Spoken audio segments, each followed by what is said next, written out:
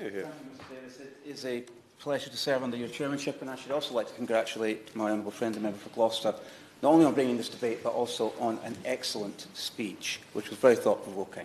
This is an important time for our future as members of the Commonwealth. There's little doubt that the United Kingdom, in our relations with nations around the world, are something of a turning point, as has been mentioned by a number of other members.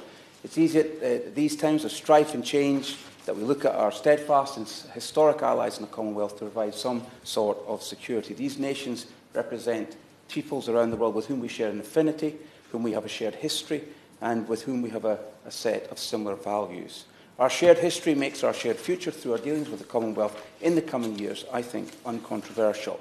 We have a future that is bright, where we can work with new and old alliances around the world to secure our future place in the world. And I would contend that we must be careful not only to look to the Commonwealth in extremis. We must not become known as a friend who only calls when they are wanting something. For it is not in crisis or in strife that we look to build our future together, but on a conscious decision to change our view of the world from a European perspective to a more global identity. The potential for the UK to forge ahead in global terms offers significant advantages to our economy in the shape of new emerging markets that are in the Commonwealth, to sell our products to and also to buy from.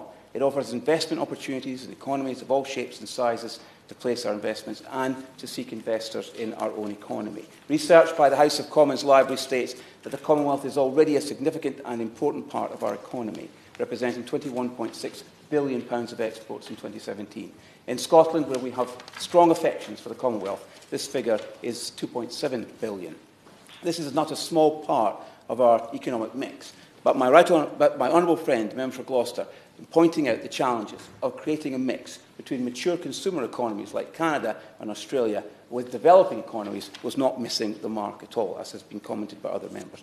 But there is a huge amount of mutual benefit for all concerned by working together. And beyond this, there's also the potential for us to develop our cultural and social links. Now, these are immense. I already mentioned in my intervention on my honourable friend from Gloucester the fact that more than half the population of the Commonwealth, of over 2 billion, are under the age of 25.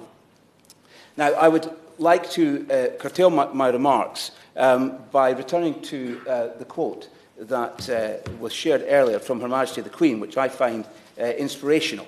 She said recently in Westminster Hall, by pledging to serve the common good in new ways, we can ensure that the Commonwealth continues to grow in scope and stature to have an even greater impact on people's lives today and for future generations. And it is in the spirit of this idea of the common good that I would like to ask the Minister two specific questions in relation to CHOGM.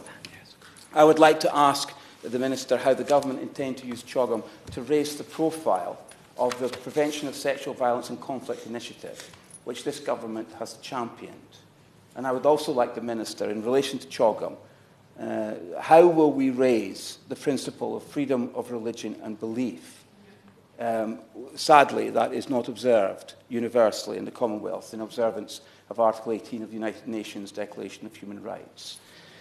I hope that in the spirit of Her Majesty the Queen's remarks, that we will now turn as a faithful friend to our friends in the Commonwealth, that we will nurture friendship and family connection with the Commonwealth and reverse the neglect that we have shown for decades.